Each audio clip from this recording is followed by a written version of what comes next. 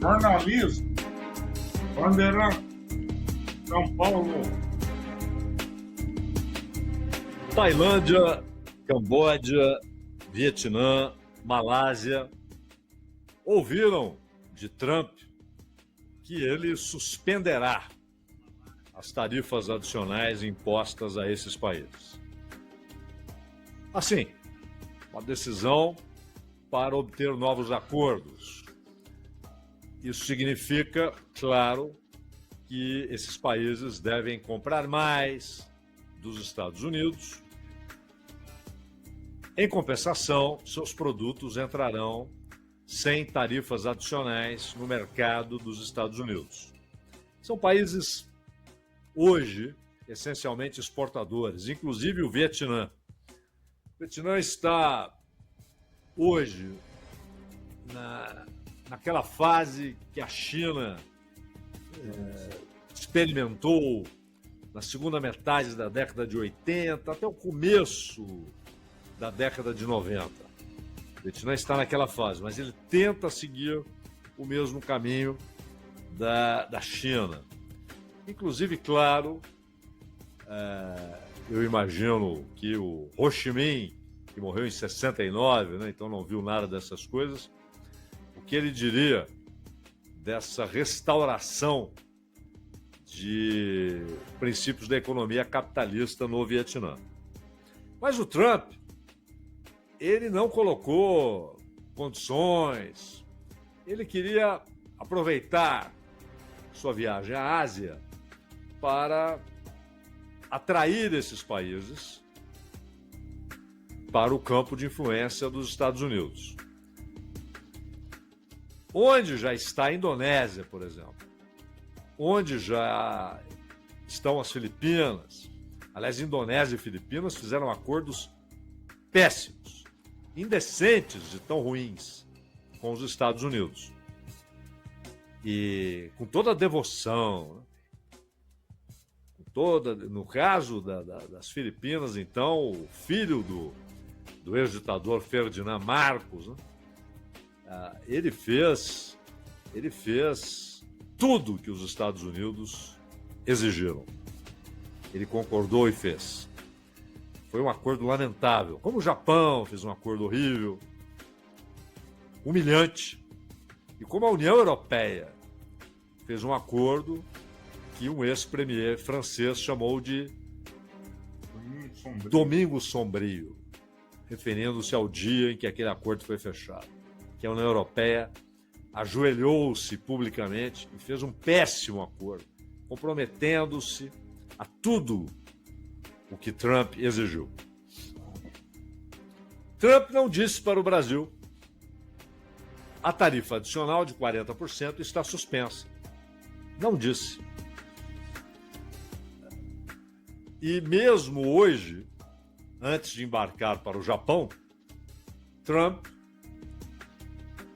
falou várias vezes que as conversas com o Brasil continuarão, que a conversa com o Lula foi muito boa, deu parabéns para o Lula, que faz aniversário hoje, disse que se surpreendeu até quando soube que idade o Lula tem, achou que ele está bem esperto para a idade que tem, está vivo, está com vitalidade, mandou os parabéns, pediu aos repórteres, pediu até que não se esquecessem de transmitir os cumprimentos ao Lula, mas nada foi anunciado.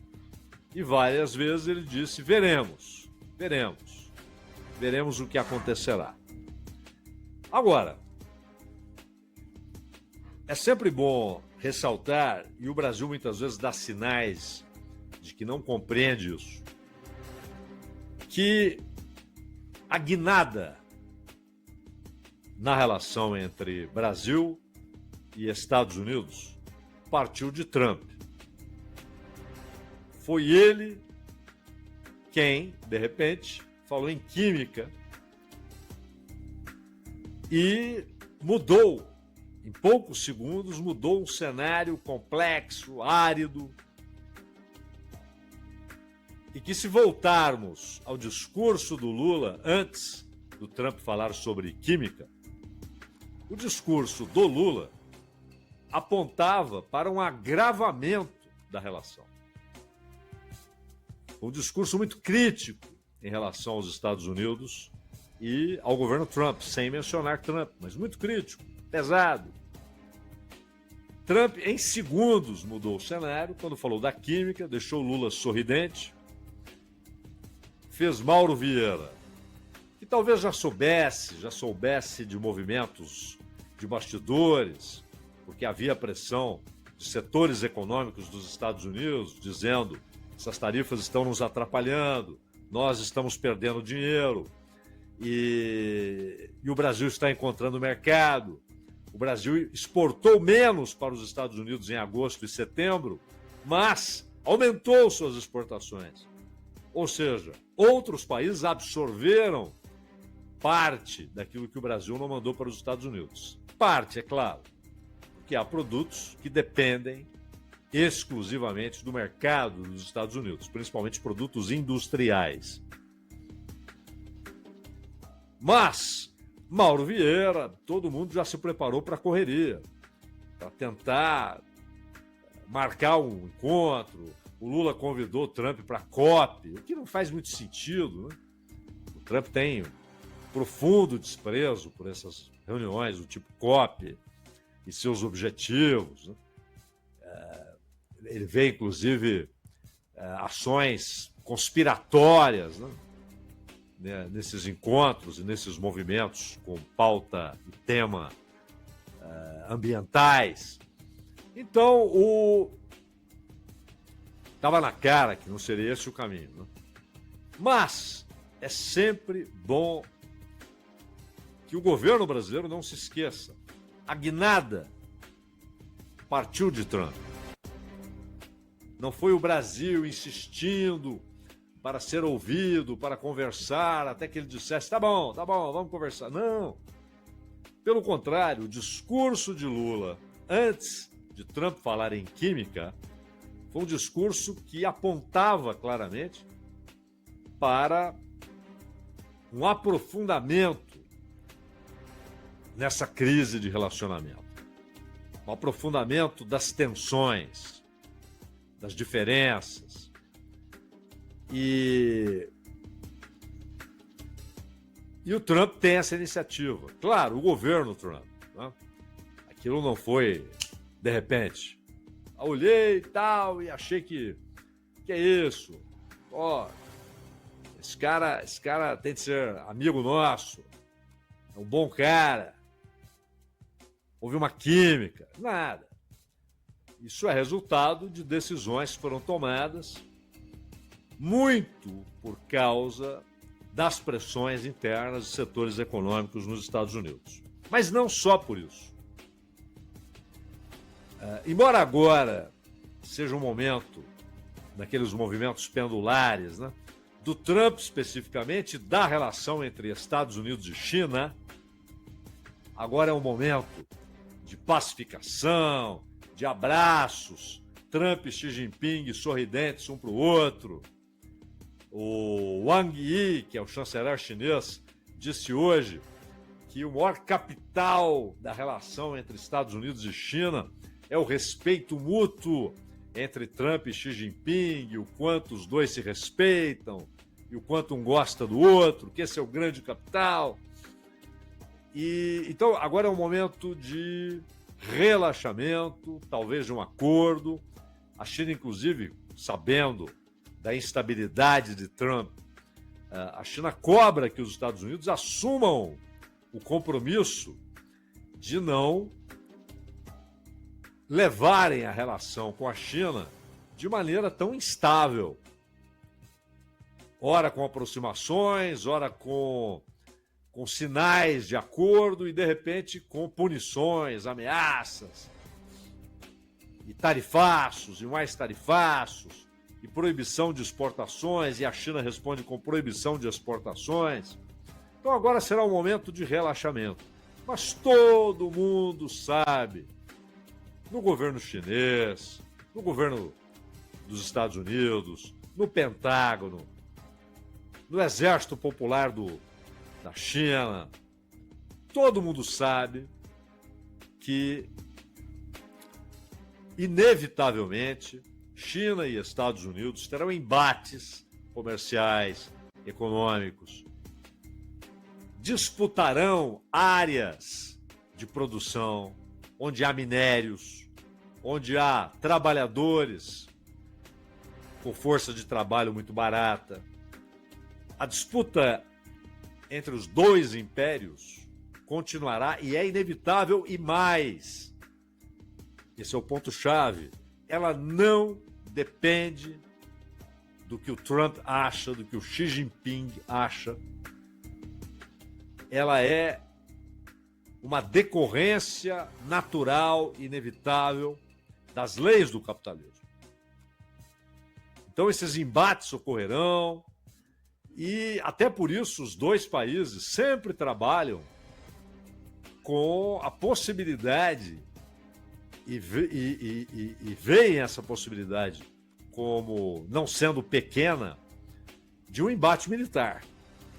Esse sim pode ser evitado, mas o econômico, o comercial, a disputa por áreas onde há ainda muitas riquezas naturais e mão de obra barata, força de trabalho de baixo custo, essa disputa é inevitável.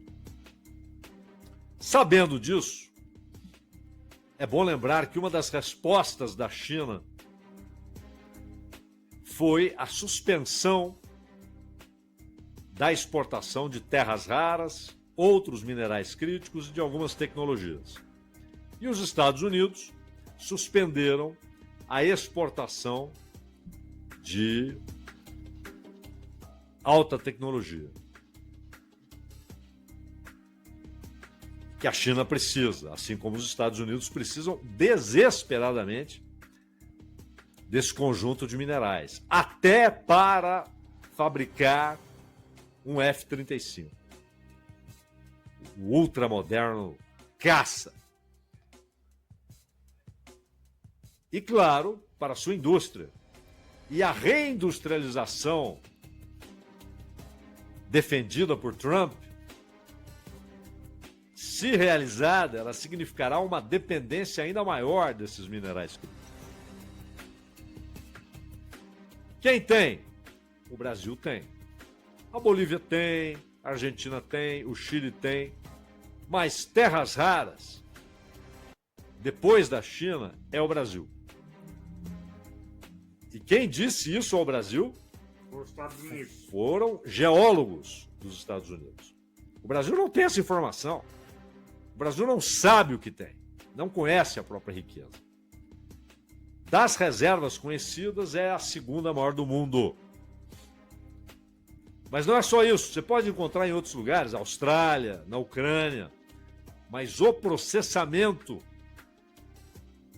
é chinês, é controlado e dominado pela China. Então,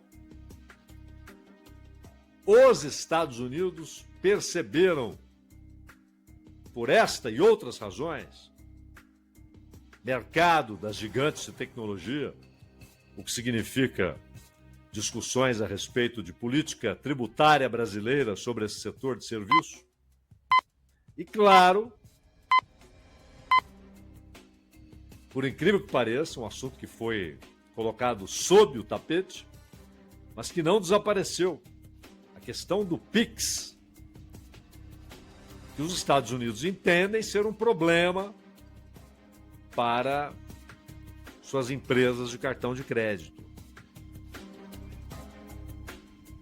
Até porque sabem que é um modelo que o mundo vai começar a olhar cada vez mais. A China já começa a ter o seu próprio modelo, mas a ideia é essa: é tentar levar o governo brasileiro a uma série de concessões. Se o governo brasileiro vir a importância desse jogo, vir a importância do Brasil para objetivos urgentes dos Estados Unidos, ele terá muito mais chance de negociar bem. Porque ele saberá sua força na hora da negociação. E por isso não pode se esquecer, foi Trump quem teve a iniciativa de negociar, de convidar, de propor conversas, de propor encontros.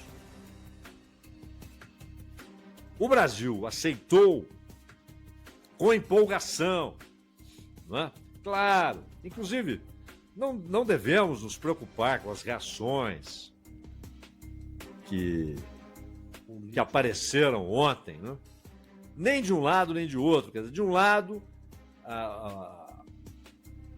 o modelo aguarda em 72 horas, né? Do Eduardo Bolsonaro. Né? Vocês não estão entendendo o que está acontecendo. E aí ele lançou umas coisas sobre Venezuela, sobre o Jair Bolsonaro e tal, mas era na linha aguarda em 72 horas. Né? E da mesma maneira, uma parte considerável do PL também embarcou no modelo aguarda em 72 horas. E por outro lado, dentro do PT, por exemplo, reações ufanistas, né? De Lindbergh, da Gleice, mas que coisa, o Lula é demais e não sei o quê. Então isso aí é irrelevante. São reações para o público. O que o governo brasileiro, quem deve negociar? Haddad, Alckmin e Mauro Vieira. Esses são os três negociadores principais. Nós tivemos ontem presença de gente do Ministério do Desenvolvimento, mas na hora H, Alckmin, Haddad e Mauro Vieira. Eles não podem se esquecer disso. Trump foi quem desencadeou a reviravolta e o processo de negociação. Por quê? Por causa da química. Não, pô. Porque há interesses. Ele quer fazer um acordo com o Brasil muito amplo. E, na medida em que as negociações avançarem, ele quer incluir discussão sobre base militar no Brasil, relações externas do Brasil. Isso foi dito publicamente por Marco Rubio 2 dias antes do encontro entre Lula e Trump. Que o Brasil deve se afastar um pouquinho da China e se aproximar muito dos Estados Unidos. E que o Brasil terá muito a ganhar com isso. Ora, os Estados Unidos absorverão as exportações brasileiras que a China compra, que vão para a China? Não, né? Não, até porque eles não querem comprar soja, eles querem vender mais soja. E esse acordo com a China, o Brasil fique de olho, porque provavelmente um dos resultados será a China voltar a comprar grandes quantidades de soja dos Estados Unidos. Ela comprou imensas quantidades do Brasil e da Argentina e suspendeu a compra de soja dos Estados Unidos como resposta a ações do Trump, além da suspensão de exportações de minerais. A China fez isso. Agora, ela tem essa carta para negociar. Você quer que eu compre sua soja? O Scott Bessent vai ser o primeiro a gritar sim, porque ele é produtor de soja. O secretário do Tesouro. Mas os produtores de soja dirão sim, vai lá, Trump diz que sim. Mas a China dirá, tá bom, volte a exportar tecnologia fina para a China. E aí, vamos discutir o nível de exportação de minerais. Mas os Estados Unidos querem que a China pare de exportar a base química para esses opioides sintéticos, né, que mataram no ano passado mais de 48 mil pessoas nos Estados Unidos. Isso não é uma brincadeira. A produção é na China? Não.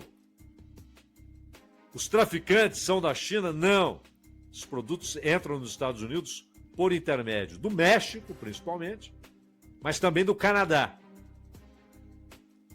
Mas os cartéis mexicanos fazem entrar nos Estados Unidos e também há grupos que fazem entrar esses produtos na fronteira do Canadá com os Estados Unidos, saindo do Canadá e indo para os Estados Unidos. Por quê? A China sabe que os Estados Unidos dependem dela em larga escala em muitas coisas. E os Estados Unidos sabem que a China depende deles, inclusive do seu imenso mercado. A China não quer perder o mercado dos Estados Unidos.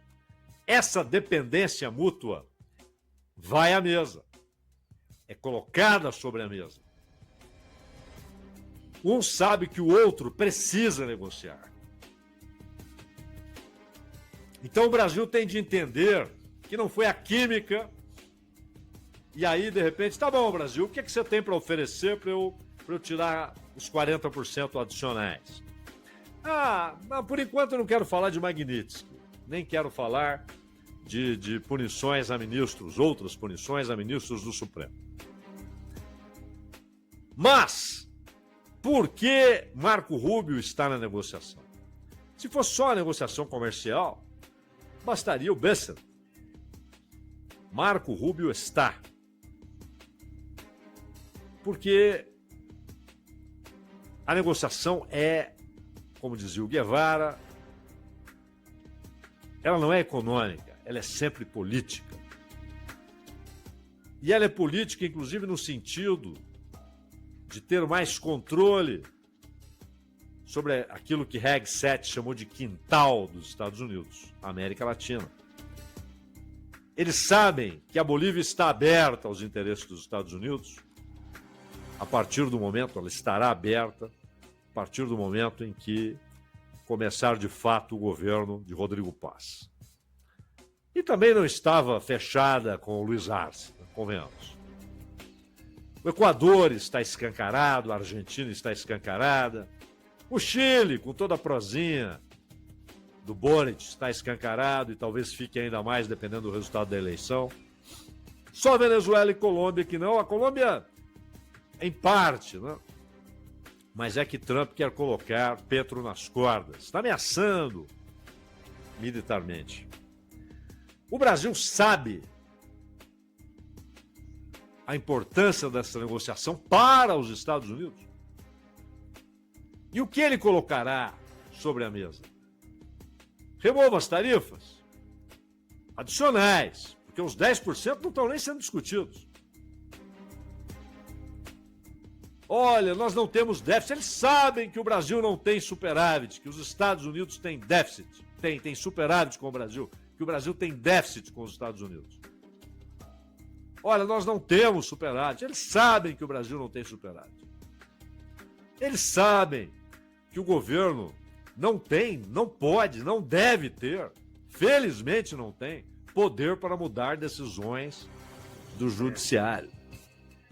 E não é esse o ponto. É política, é economia,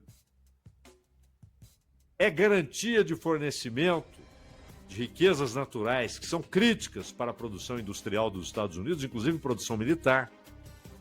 É controle militar e político. Agora, o Brasil se ofereceu para fazer o meio-campo com a Venezuela.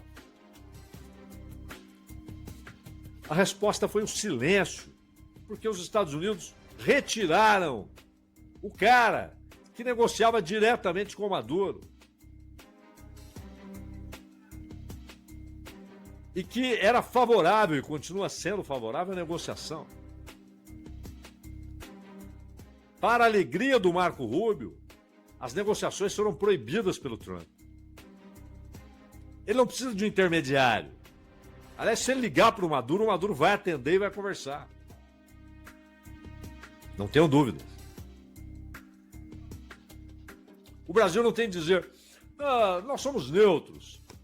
Estava ouvindo ontem um discurso indecente de Getúlio Vargas em 1942. Não foi em 39, foi em 42. As coisas já estavam claras. Os alemães já haviam invadido a União Soviética, o Japão já havia bombardeado o Pearl Harbor. O nazismo já era um fenômeno de fácil entendimento.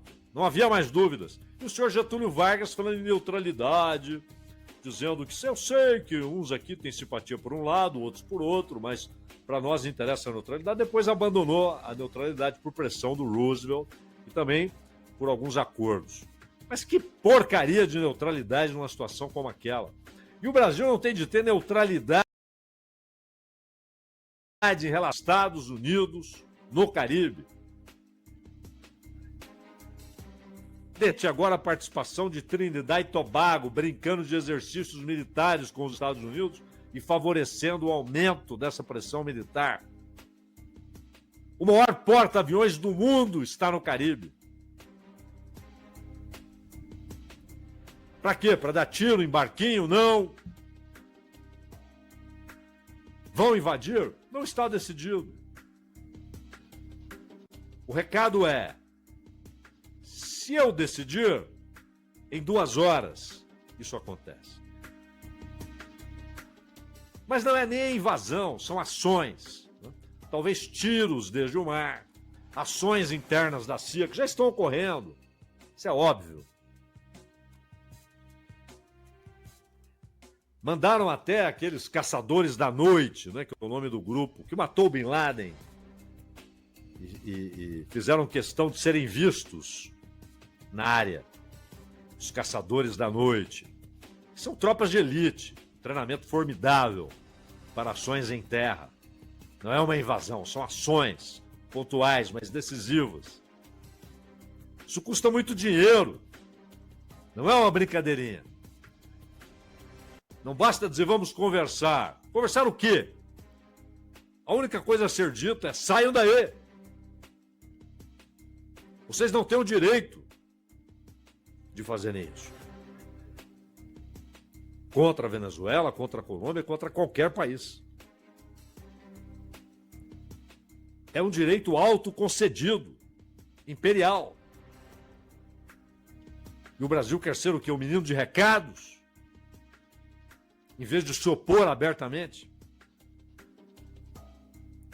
Há oportunidades imensas para o Brasil.